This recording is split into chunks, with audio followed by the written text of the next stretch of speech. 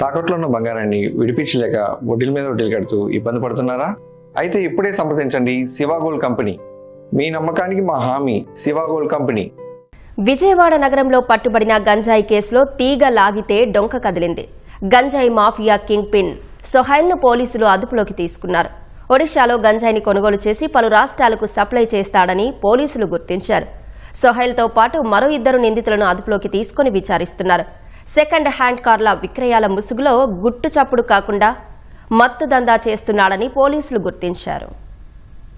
గంజాయి smuggling king pin Mohammed Sohail ను eagle బృందం అదుపులోకి తీసుకుంది. కేరళలోని మలప్పురం జిల్లాకు చెందిన సోహైల్ ఒడిశాలో గంజాయి పండించే ప్రాంతాలకు వెళ్లి నేరుగా వారితో సంబంధాలు పెట్టుకుంటున్నట్లు పోలీసులు తెలిపారు. అక్కడి నుంచి మధ్యవర్తుల ద్వారా సరుకును ముందే నిర్ణయించిన ప్రాంతాలకు చేరుస్తాడన్నారు. తమిళనాడు, కేరళలో పెద్ద నెట్వర్క్ ను ఏర్పాటు చేసుకుని దందా నిర్వహిస్తున్నట్లు గుర్తించారు. సోహైల్ తో పాటు ఆయన అనుచరులు ఒడిశాకు చెందిన అరూప్ సింగ్, రాజేష్ కుమార్ సింగ్ లను కూడా వలపన్ని పోలీసులు పట్టుకున్నారు. తమిళనాడుకు తరలిస్తున్న 140 కేజీల గంజాయిని విజయవాడ శివారులో పోలీసులు పట్టుకున్నారు.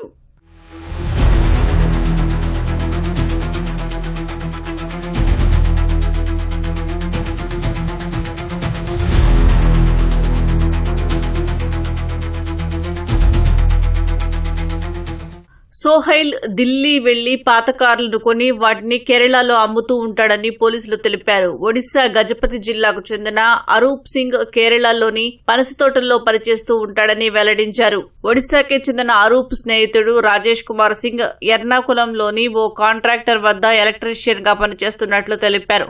ముగ్గురికి స్నేహం కుదిరిందన్నారు.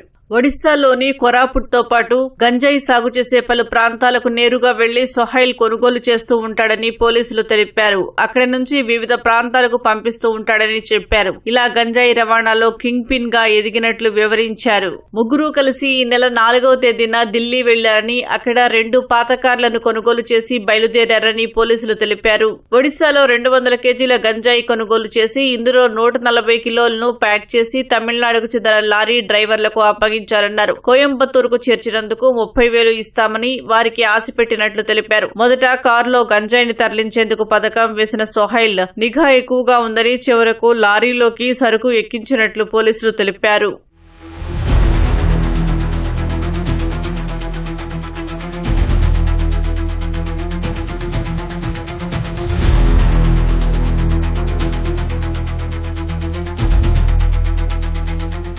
మత్తు పదార్థాల అక్రమ రవాణాను అరికట్టేందుకు ఏర్పాటైన ఈగల్ విభాగం ప్రత్యేక ప్రణాళిక రూపొందించింది. రాష్ట్ర వ్యాప్తంగా గత 11 ఏళ్లుగా ఎన్డీపీఎస్ కేసుల్లో నిందితులుగా ఉన్న 40,000 మంది డేటాను సేకరించింది. వీరిలో 20,000 మంది వరకు కొంత చురుగ్గా ఉన్నారు. ఇటీవల జైలు నుంచి విడుదలైన నేరస్తులు, యాక్టివ్ గా ఉన్న 4,000 మంది కదలికలపై ప్రత్యేక నిఘా పెట్టింది. తరచూ ఒడిశాలో గంజాయి సాగు చేసే ప్రాంతాలకు వెళ్తున్న సోహైల్ పై ఈగల్ విభాగం దృష్టి సారించింది. పక్కా సమాచారంతో శ్రీకాకుళం నుంచి ఎన్టీఆర్ జిల్లా వరకు వివిధ జిల్లాల ఈగల్ అధికారులు, సిబ్బంది నెట్వర్క్ గా ఏర్పడి సోహైల్ కదలికలను ట్రాక్ చేస్తూ అదుపులోకి తీసుకుని విచారించారు. అనంతరం అరూప్ సింగ్, రాజేష్ కుమార్ సింగ్ లను రాజమహేంద్రవరం పరిసర ప్రాంతాల అదుపులోకి తీసుకున్నారు. వీరి నుంచి రాబట్టిన వివరాల ఆధారంగా లారీ డ్రైవర్లు సెల్వం, ప్రదీప్ ద్వారా లారీలో గంజాయిని తరలిస్తున్నారని తెలుసుకుని పట్టుకున్నారు.